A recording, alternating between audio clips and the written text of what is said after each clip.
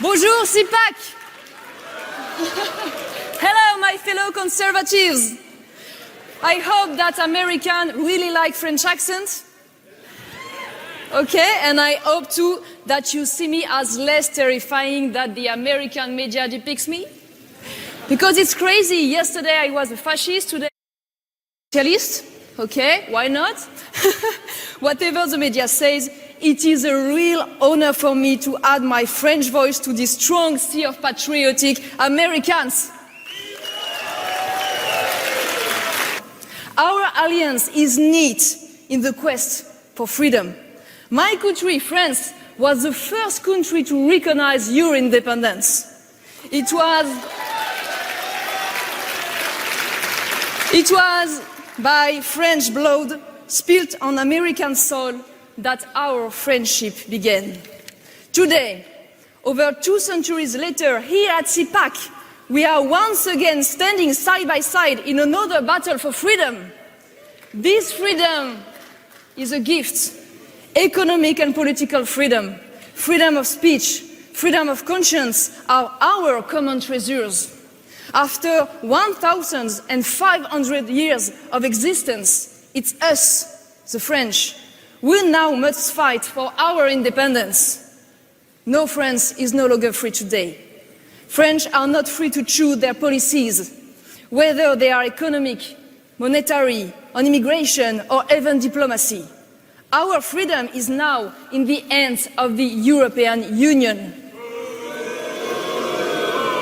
This European Union is not Europe. It is an ideology that looks only to the future while being contaminated with historic amnesia. An ideology without land, without people, without roots, and without civilization. The EU is in the process of slowly killing millenary nations. I live in a country where 80%, you heard me correctly, 80% of the law are imposed by the EU. Our parliament's only purpose today is to endorse legislation voted by others. Let me be clear here. I'm not offended when I hear President Donald Trump say America first. In fact, I want America first for the American people. I want Britain first for the British people. And I want France first for the French people.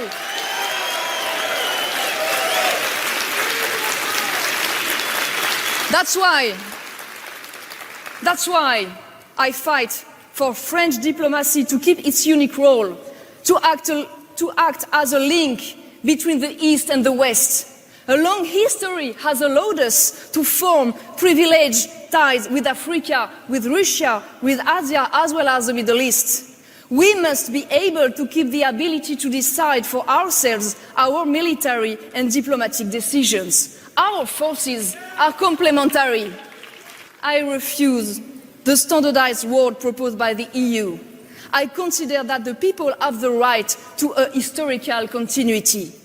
All I want is the survival of my nation, to be able to pass on not only my tangible heritage, but also my intangible legacy. Vive la France! This young French generation is not encouraged to connect and love this cultural legacy.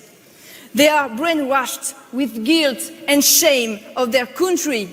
The result is the development of an Islamic counter-society in France.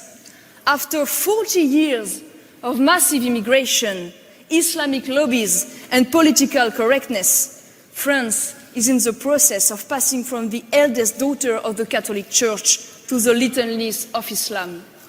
And the terrorism is only the tip of the iceberg. This is not the France that our grandparents fought for. How did we get here? How did we get here? Because the EU and French governments forgot one crucial point: to open oneself to the outside. you must have a solid core. To welcome, you have to remain, and to share, you must have something to offer. Without nation and without family, the limits of the common good, natural law, and collective morality disappears as the reign of egoism continues.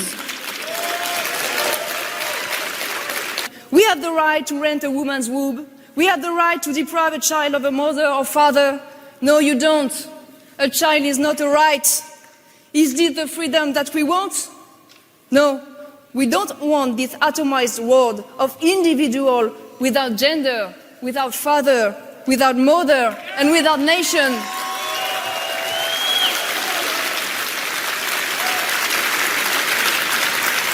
So, what do we want then? Finally, just like you, we want our country back. I came here to tell you that there is a youth ready for this fight in Europe today.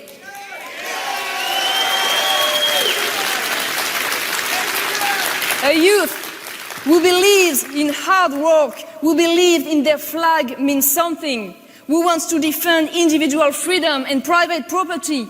A conservative youth who wants to protect their children from eugenics and from the gender theory delirium. A youth who wants to protect their parents from euthanasia and protect humanity from transhumanism. Our fight cannot only take place in elections. We need to convey our idea across the media, the culture and the education to stop the domination of the liberal and socialists. The last 2 years have shown one thing: never underestimate the people.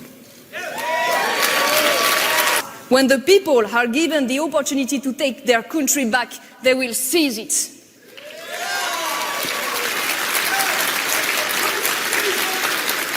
Through your actions and your talent, you have succeeded in putting conservatism right back on the top of the political agenda.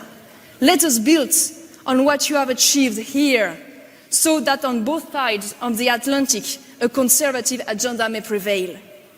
I finish with a Mahler's quote that I like very much. A quote which sums up conservative modernity.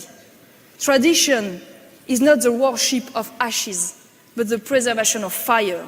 You were the spark. It is now up to us to feed the conservative flame in our country. Vive les nations libres! Vive les peuples libres, and long live the Franco-American friendship. Thank you.